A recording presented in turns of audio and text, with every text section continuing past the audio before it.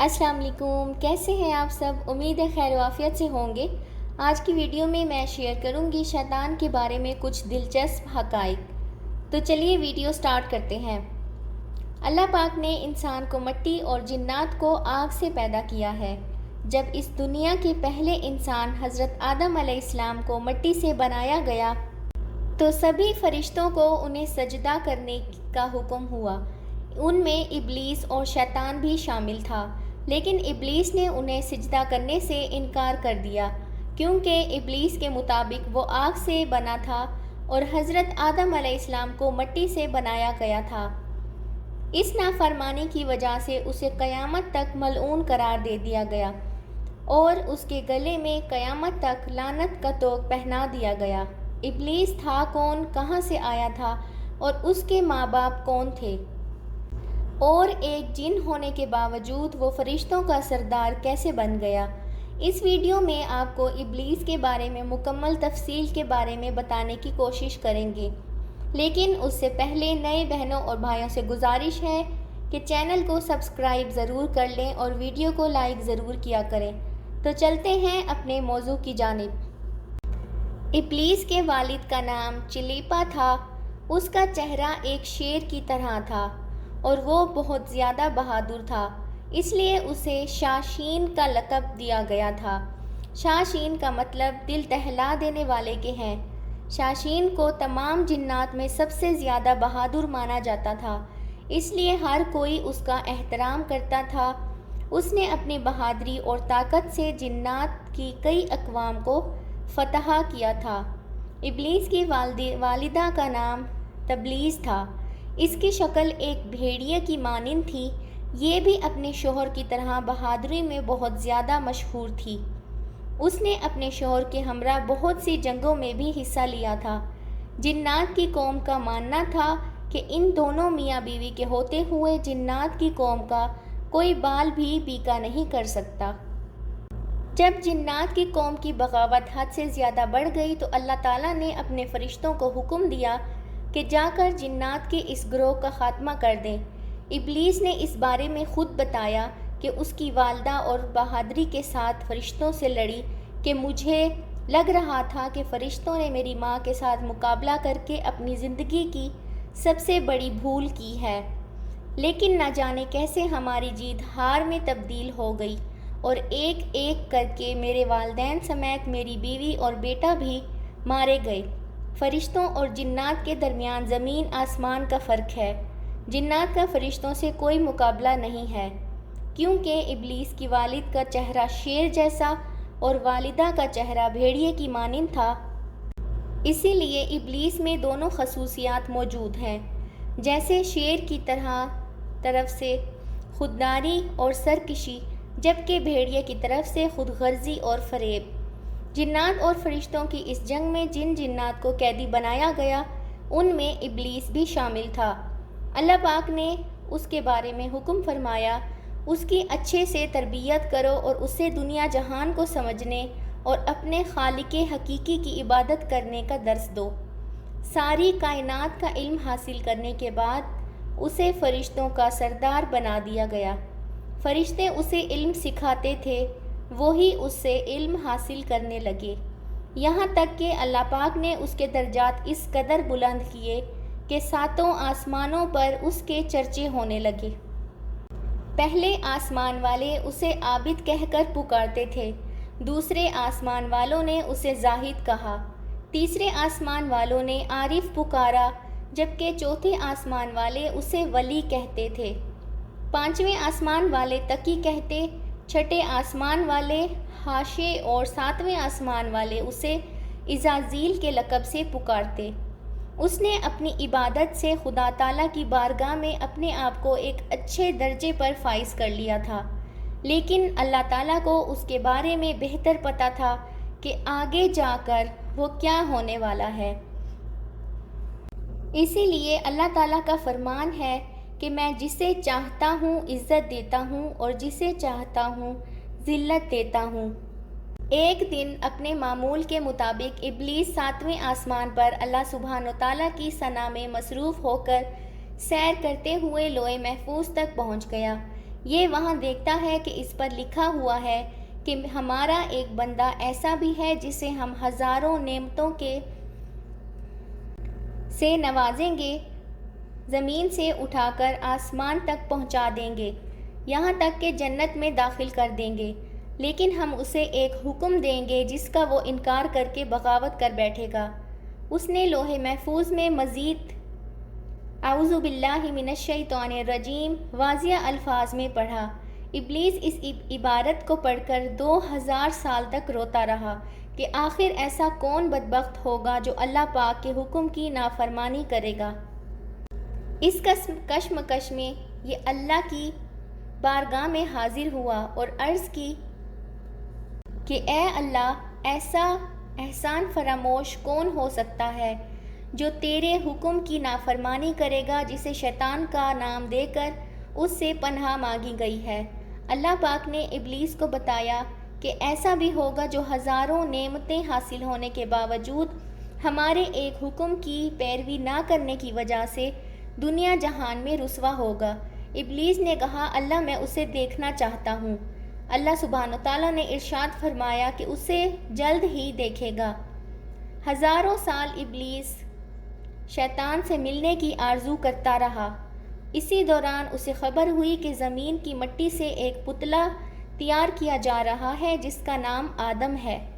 آخر کار وہ دن آ گیا جب حضرت آدم علیہ السلام کو مٹی سے بنا کر ان میں روح پھونک کر انہیں زندہ کیا گیا، اور تمام فرشتوں کو یہ حکم ہوا کہ حضرت آدم علیہ السلام کو سجدہ کرو۔ تمام فرشتوں نے حضرت آدم علیہ السلام کو سجدہ کیا، لیکن ابلیس نے اپنی انا میں آ کر سجدہ کرنے سے انکار کر دیا اور کہا میں اس سے افضل ہوں، میں اسے سجدہ نہیں کروں گا۔ اللہ پاک نے پھر بتایا کہ لوح محفوظ پر جس شیطان کے بارے میں لکھا ہے وہ تو ہی ہے، تو نے میرے حکم کی نافرمانی کی ہے، اس لیے قیامت تک تو ذلیل اور رسوا ہوتا رہے گا اور لوگ تجھ پر لعن طعن ہی کرتے رہیں گے۔ اللہ پاک نے ابلیس کو قیامت تک کے لیے مہلت دی ہے کہ وہ جو چاہے کر سکتا ہے، اسے بالکل کچھ بھی نہیں کہا جائے گا، لیکن روز قیامت اس کو بھی موت کا ذائقہ چکھنا ہے، اور اس کی موت ایسی دردناک ہوگی جس کا اندازہ کوئی بھی نہیں لگا سکتا۔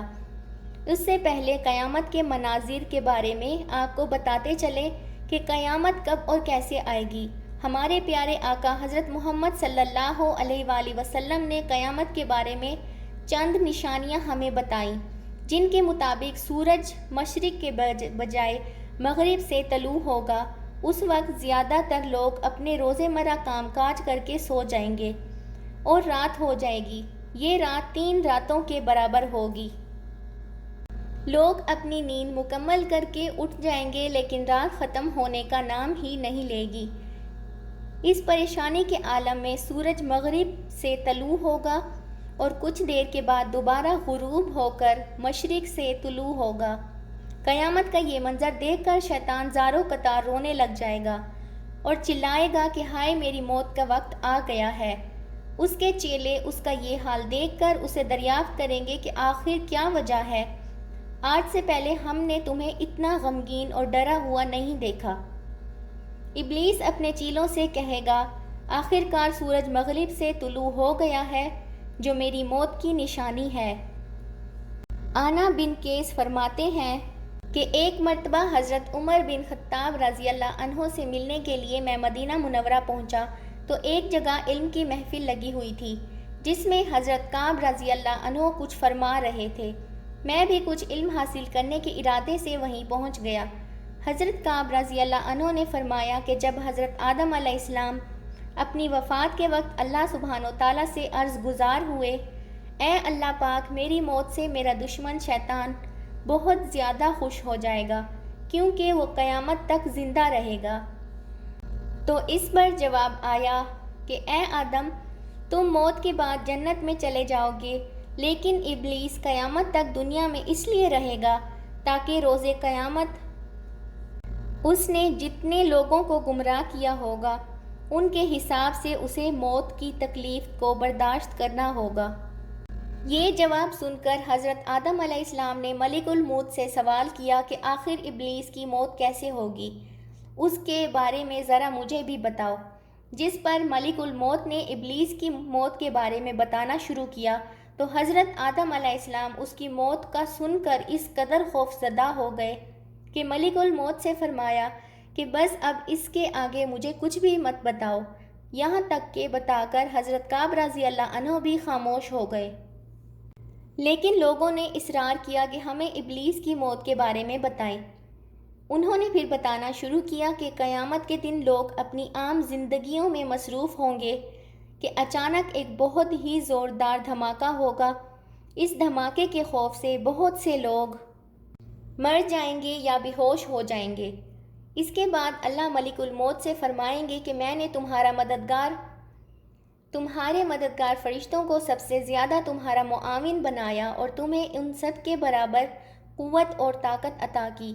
آج میرے غصے اور غضب کا لباس پہن کر جاؤ اور ابلیس کے ساتھ ساتھ تمام انسانوں اور جنات کی روحوں کو بھی قبض کر کے لے آؤ۔ اس موقع پر اللہ کے حکم سے جہنم کے تمام دروازے کھول دیے جائیں گے۔ ملک الموت اپنے غیظ و غضب سے اپنے فرشتوں کے ساتھ اس قدر زمین پہ اتریں گے کہ عام لوگ انہیں دیکھ لیں تو ڈر کے مارے وہیں پر اپنی جان دے دیں۔ ملک الموت جب ابلیس کے پاس اس کی روح قبض کرنے جائیں گے تو ابلیس زاروں قطار چیخیں مار کر روئے گا اور ملک الموت سے بچنے کے لیے یہاں وہاں بھاگنا شروع کر دے گا۔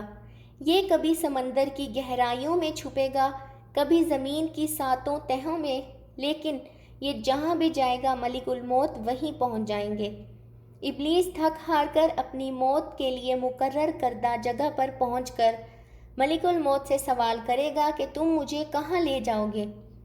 تو ملک الموت جواب دیں گے جہاں تمہاری وجہ سے کئی مسلمان چلے گئے ہیں، تم نے بہت سے لوگوں کو گناہوں میں مبتلا کر کے جہنم میں بھیجا ہے، آج تیرا بھی حساب ہوگا۔ آج تجھے اس قدر درد ملے گا جتنا تو نے سوچا بھی نہیں ہوگا۔ تیری روح قبض کرتے وقت جہنم میں جتنے بھی لوگ موجود ہیں ان کے برابر تجھے تکلیف دوں گا۔ اس وقت ابلیس حضرت آدم علیہ السلام کی قبر پر کھڑا ہو کر کہے گا، اے آدم، کاش کہ تم اس دنیا میں پیدا نہ ہوتے تو نہ ہی آج میں ملعون بنتا۔